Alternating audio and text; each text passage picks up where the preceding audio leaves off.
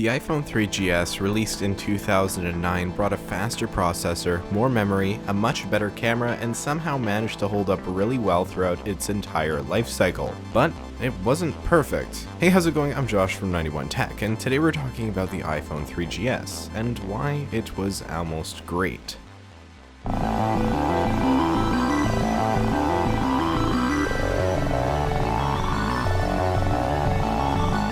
From 2007 to 2009, iPhone stayed relatively complacent. There weren't a huge amount of changes. Apple switched from the aluminum of the iPhone 2G to the plastic on the iPhone 3G, which one could even consider more of a downgrade than anything. But other than that, they just kind of kept improving basic features like the camera and speeds. And I mean, I guess that's fine, but ultimately it resulted in not a whole lot of innovation. This, of course, didn't last for long, however, as in 2010, Apple released the stunning and revolutionary iPhone 4 with its brilliant Retina display. The iPhone 3GS is the best representation out there of what smartphones were like in the early days. But comparing it to Apple's entire lineup now, I would say that it was good, but not great. And so let's discuss exactly why that is. Again, the 3GS wasn't exactly revolutionary. It carried the same design as the iPhone 3G, being plastic, and it only brought, incremental improvements. Probably the biggest new feature was the ability to record 480p video on the decent for the time 3-megapixel camera. You could never record video before this on an iPhone, so it was kind of a big deal. While the camera is laughably bad today, for 2009 this was mind-blowing. You had a mini camcorder in your pocket with you always, and that's something that was kind of crazy.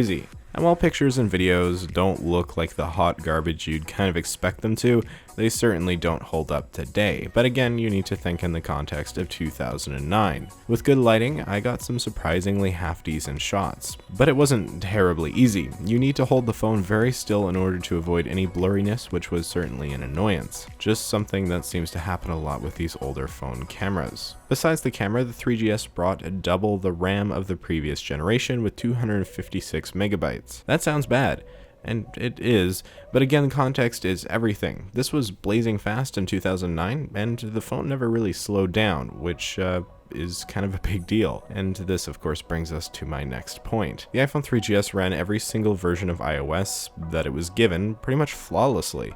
Well, maybe not flawlessly, that's kind of an exaggeration, but really, really well. From iOS 3 to iOS 6, it never felt slow, something that can't be said for the vast majority of iPhones. In fact, I'd say the iPhone 3GS is among a select couple or few that have reached the end of their life cycle and still feel fast. The other two, of course, being the iPhone 5 and 5C. Those two phones are not perfect by any means, but comparing them to their original iOS versions finds that there isn't a whole lot of speed difference. Considering how the 3G, the 4, and definitely the 4S turned out, it's very impressive how Apple managed to optimize the software for the 3GS. Plus, the 3GS actually got an extra year of support compared to its predecessors, which only makes things more impressive. Hopefully we'll be able to soon say the same thing about the iPhone 5S. So the 3GS brought a better camera and video, it brought better hardware, and it of course brought solid support within its lifespan. This all led to a really good device, but again, not a great one. And why exactly do I say that? Well, it's pretty simple. The 3GS did not bring anything new to the table, except, I guess, video recording. It was an incremental upgrade, and that was all. While it was miles better than 3G in performance and in basically everything, I don't think that really matters. When considering the impact of other iPhones, say the 4, the 5, heck even, the 10, the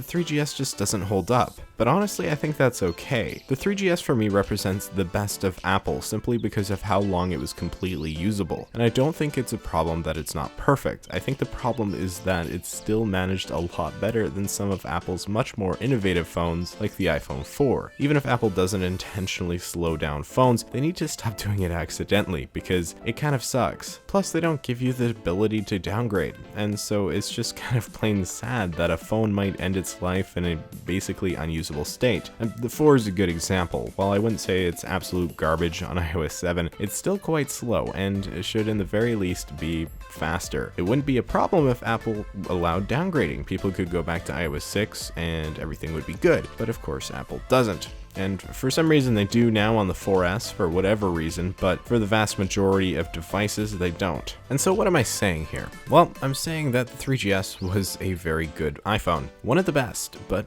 not the best, and definitely not in the top tier, I guess. When it comes to support, it certainly was, but in general, just ranking it by like how much of an impact it had, while it was a really good phone, it wasn't great. And that's basically the end of this video, I think. This is a really simple one. I just want to talk a little bit more about the iPhone 3GS because I find it such a fascinating device and I love playing around with it. Thank you so much for watching. I really do appreciate it. If you found this video interesting at all, make sure you leave a like and consider subscribing for more content just like this. Make sure you also go follow me on my social media, Instagram, Twitter, all that, links below. And without further ado, I'm Josh from 91 Tech, and I will see you all next time.